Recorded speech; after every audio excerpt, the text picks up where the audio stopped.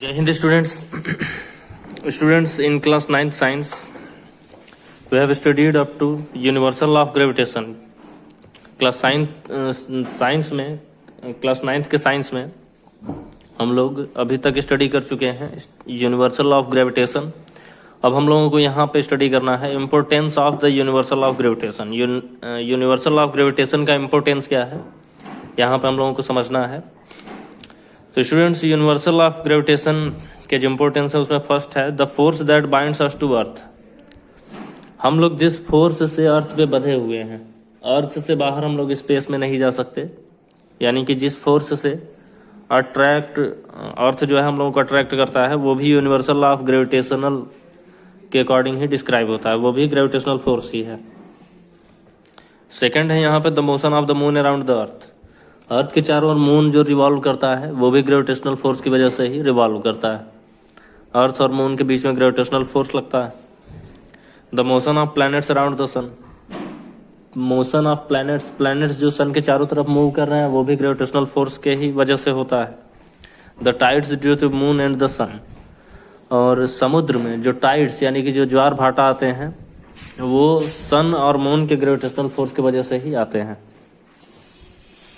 अब इसके बाद हम लोगों का नेक्स्ट टॉपिक है फ्री फॉल. फ्री फॉल क्या होता है इसको हम लोग समझते हैं. तो स्टूडेंट्स, फ्री फॉल जो है when any object falls towards the earth, when any object falls towards the earth under the influence of gravitational force only, then its motion is called free fall. जब कोई object अर्थ की तरफ गिरता है under the influence of gravitational force only, ऐसे कि उस पर केवल एक ग्रेविटेशनल फोर्स ही अप्लाई हो रहा है, बाकी कोई भी एक्सटर्नल फोर्स अप्लाई नहीं हो रहा है, तो इस तरीके के फॉल को कहते हैं फ्री फॉल. तो फ्री फॉल का डेफिनेशन आप लोगों को राइट कर लेना है. When any object falls towards the earth under the influence of gravitational force only, then its fall is called free fall. Now students, अब यहाँ पे हम लोग समझने की कोशिश करेंगे कि ग्रेविटेशनल एक्सेलरेशन क्या होता है. Gravitational acceleration small G. अभी तक हम लोग यहाँ पे कैपिटल जी जिसकी value 6.673 into 10 to the power -11 newton metre square पर केजी स्क्वायर होता है, ये हम लोग समझ चुके हैं. यह है कैपिटल जी, जिसको कहते हैं universal gravitation constant. Universal gravitation constant इसको कहते हैं.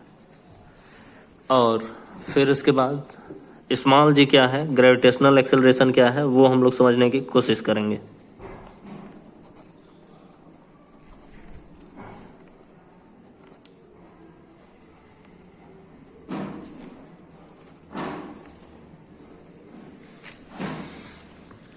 तो स्टूडेंट्स, यहाँ पे ग्रेविटेशनल एक्सेलरेशन स्मॉल जी,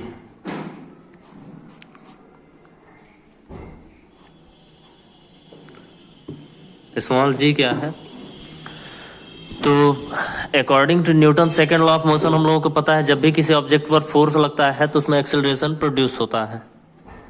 और उस फॉर्मूले के according F is equal to mass into acceleration. अगर यहाँ से हम लोगों को एक्सेलरेशन ये कैलकुलेट करना है तो F/m, ये हम लोगों का फॉर्मूला बन जाता है एक्सेलरेशन कैलकुलेट करने के लिए. तो न्यूटन के सेकेंड लॉ ऑफ मोशन के अकॉर्डिंग किसी भी ऑब्जेक्ट पर अगर कोई भी फोर्स लगता है तो उस पर एक्सेलरेशन जरूर लगेगा.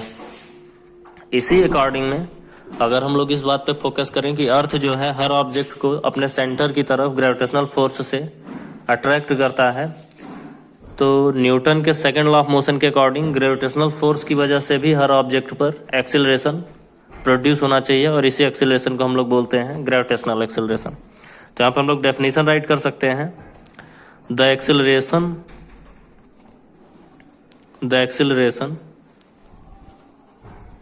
produced in any object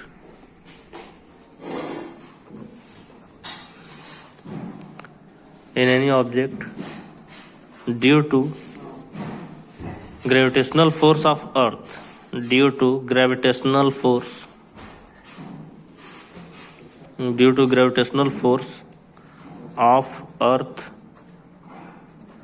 The acceleration produced in any object due to gravitational force of earth is called gravitational acceleration. Is called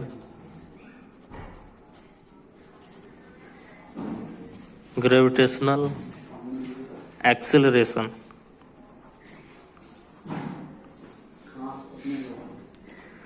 The acceleration produced in any object due to gravitational force of earth is called gravitational acceleration. तो किसी भी object में gravitational force की वजह से जो acceleration produce होता है उसी को हम लोग कहते हैं gravitational acceleration. It is denoted by small G. It is denoted by small G. तो इसको स्मॉल जी से रिप्रेजेंट करते हैं. और इसका एसआई यूनिट जो होता है, एसआई यूनिट वो होता है मीटर पर सेकंड स्क्वायर. और स्मॉल जी की जो जनरल वैल्यू हम लोग लेते हैं, स्मॉल जी की जनरल वैल्यू 9.8 मीटर पर सेकंड स्क्वायर. रेयर केसेस में कुछ कुछ प्लेसेस पे इसको हम लोग 10 मीटर पर सेकंड स्क्वायर भी पुट कर देते हैं. तो ये है हम लोगों का ग्रेविटेशनल एक्सेलरेशन स्मॉल जी. तो स्टूडेंट्स, स्मॉल जी की वैल्यू 9.8 मीटर पर सेकंड स्क्वायर आया कैसे, ये हम लोग कैलकुलेट करेंगे अपने कल के नेक्स्ट क्लास में. आज आप लोगों को क्या करना है कि ये सारे डेफिनेशन जो मैंने अभी बताया उन सबको अच्छे से समझ करके फेयर कॉपी में राइट करना है और उसको लर्न भी करना है, ताकि हम लोग कल जो नेक्स्ट टॉपिक जो है उसको स्टडी करें तो वो आप लोगों को और भी अच्छे समझ में आए. Thank you. Have a nice day. जय हिंद, जय भारत.